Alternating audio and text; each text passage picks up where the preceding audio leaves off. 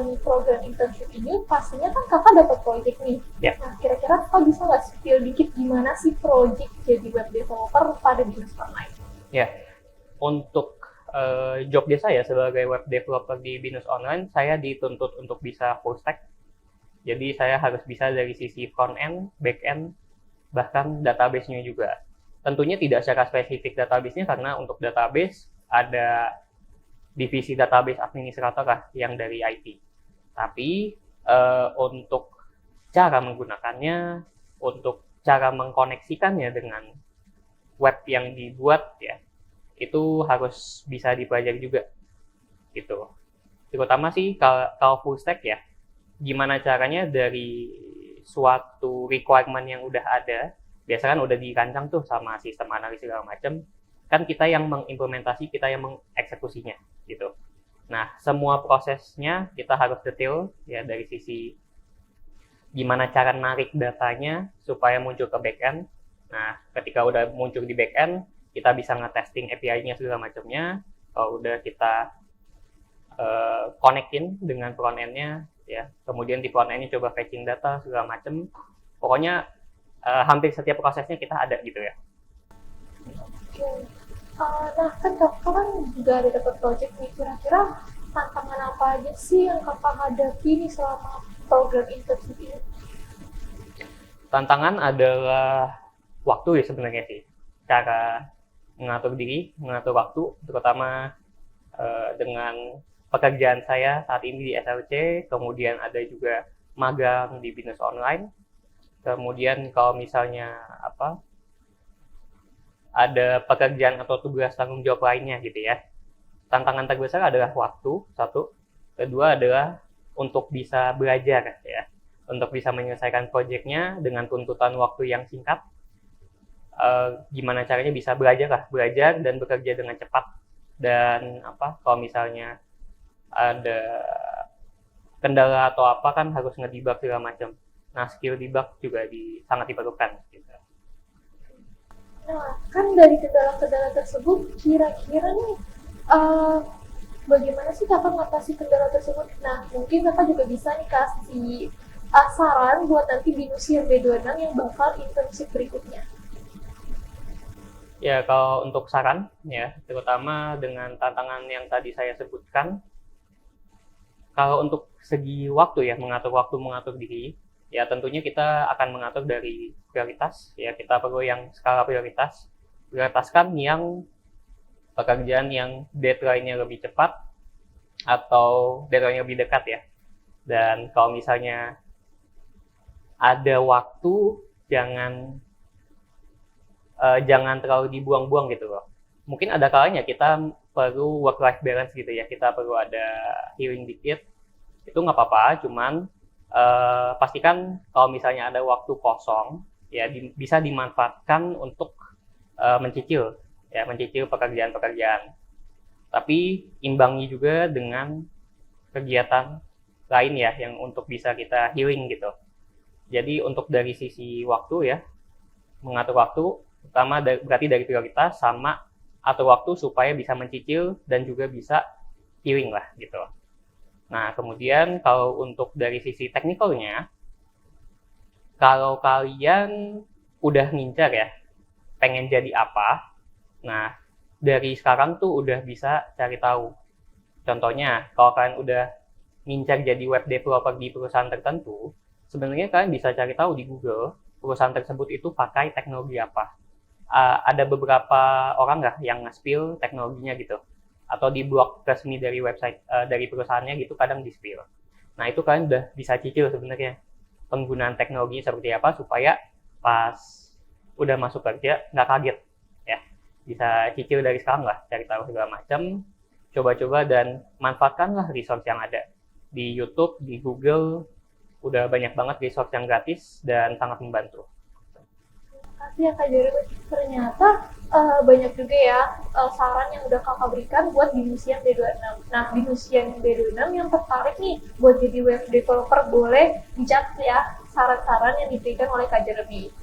Nah, mungkin pertanyaan selanjutnya, kira-kira ada momen yang berkesan nggak Kak ketika menjalani magang? Yang berkesan menurut saya lebih ke saat mengerjakan proyeknya sih ya, karena kalau mau jujur sebenarnya saya belum pernah pegang teknologi yang digunakan saat ini oleh Beyond ya, Binus Online. Kalau React ya mungkin saya pernah lah ya, cuman kalau ASP.NET sebenarnya saya buta, belum pernah pegang sama sekali. Nah di situ kan saya harus belajar ya, dipaksa untuk belajar gitu. Jadi menurut saya em, apa ya, belajar sesuatu yang baru ya, itu sangat berkesan lah ya. Karena ternyata teknologi tersebut tidak hanya masih dipakai oleh Binus Online, tapi banyak company-company di luar sana yang udah gede juga masih menggunakan teknologinya. Jadi saya juga bersyukur lah dipaksa untuk belajar teknologi yang belum pernah saya pakai. Menurut saya itu berkesan lah. Selain itu juga ketika berhubungan dengan divisi lain ya, saya sebenarnya jarang berhubungan dengan divisi lain sampai harus meeting dengan rutin segala macam. Nah menurut saya itu berkesan juga karena saya membiasakan diri saya untuk dengan environment pekerjaan yang sesungguhnya gitu.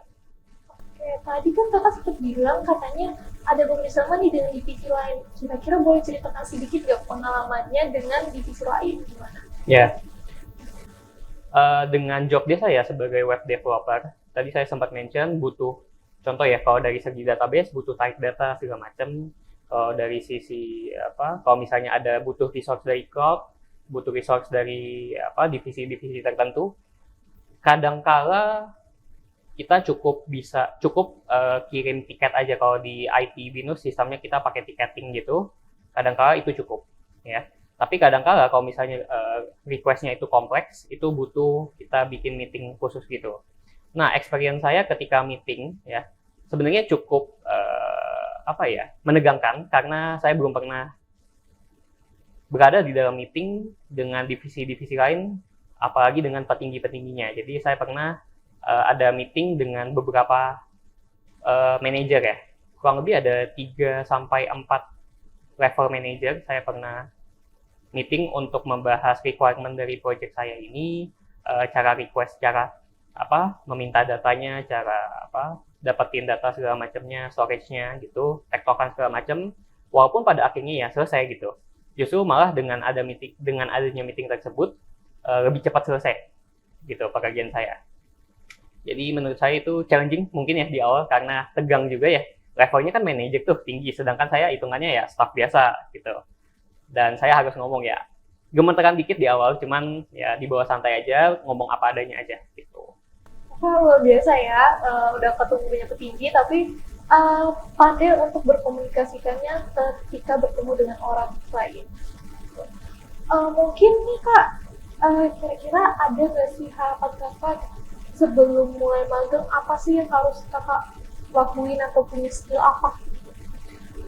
Sebenarnya saya berharap kalau saya tahu bahwa saya akan magang di Binus Online, saya sudah pernah mempelajari teknologinya sih. Karena di awal ketika saya dapat proyeknya ngap-ngapan sih. Jadi karena kan harus belajar cepat supaya bisa eksekusi proyeknya dengan cepat. Sedangkan saya belum pernah pegang teknologinya. Ya saya berharap sih harusnya bisa belajar dari awal jauh sebelum masuk magang. Karena kalau misalnya belajar dalam tekanan waktu yang cepat itu harus cepat selesai kan kurang enak gitu. Ya semoga kalian enggak lah ya. Semoga kalian bisa belajar jauh-jauh lah gitu. Kakak udah cukup luar biasa kok ya, karena udah mampu untuk menjalaninya, tantangan apapun juga kakak udah tahu nih solusinya. Nah teman-teman Indonesia nih boleh ya pelajari dari Kak Jeremy, kira-kira setiap tantangan yang ada juga harus kalian bisa atasi ketika menjalani magang. Nah kemudian nih, kira-kira setelah selesai magang, kakak ada rencana apa lagi nih? Setelah selesai periode magang ini, saya akan melanjutkan studi saya di S2. Jadi kebetulan kan saya semester 6 ini enrichment, nah semester 7-nya saya ambil fast track untuk S2. Jadi saya akan melanjutkan studi saya di S2. Oke. Nah kira-kira ada alasan nggak sih kak kenapa kakak ambil studi S2? Saya mengambil studi S2 selain karena saya ingin memperdalam ilmu saya dan saya juga ingin menjadi dosen suatu saat nanti gitu. Oke. Nah, jadi Binusian sebenarnya kita ada program di Binus kalau nanti ada fast track. Jadi fast track itu di mana mahasiswa dapat mengambil S2 nih ketika dia setelah menyelesaikan enrichment-nya. Nah, mungkin karena kita udah di penghujung pembicaraan, nah kira-kira kakak ada ingin memberikan pesan dan motivasi nih kepada Binusian yang sedang menonton video ini? Ya, pesan dan saran saya, kalau kalian punya waktu dimanfaatkan dengan baik ya, atur waktu supaya bisa semuanya balance ya, supaya bisa belajar, bisa main atau happy healing ya, dan juga bisa menyelesaikan pekerjaan atau tugas tanggung jawab kalian juga ya di kuliah. Pertama, ngatur waktu itu penting. Gimana caranya supaya membalance itu semua dan bisa punya waktu untuk mencicil, belajar, mempersiapkan untuk pekerjaan di magang atau nanti ketika sudah selesai S1 nanti gitu. Kedua, selagi kalian kuliah, kalian bisa mengikuti pekerjaan, bisa mengikuti kegiatan-kegiatan yang positif, contohnya menjadi asisten lab atau ikut organisasi, aktif di organisasi ya. Itu juga untuk memperdalam ilmu dan menambah koneksi, itu sangat bagus. Apalagi kalau misalnya kalian mempersiapkan CV kalian ya, jadi kalian udah boleh banget siapin CV dan portfolio kalian ya. Selain kalian dari situ juga bisa belajar ya, dipaksa untuk belajar ya, kalian juga mempersiapkan CV kalian supaya suatu saat nanti ketika screening CV oleh HR, Human Resource atau Human Capital untuk untuk magang atau pekerjaan nanti, itu juga membantu kalian ya, untuk kalian membiasakan dengan teknologi-teknologi terbaru gitu. Ya, saya rasa itu. Oke. Mungkin karena itu udah pertanyaan terakhir ya Kak. Nah, terima kasih juga buat waktu Kak Jeremy yang udah diluangkan nih untuk saya wawancarai pada hari ini. Dan juga semoga track internship Kakak ataupun nanti ketika fast track itu berjalan dengan lancar dan sukses ya Kak. Terima kasih Kak. Ya, terima kasih Lili, sukses selalu semuanya.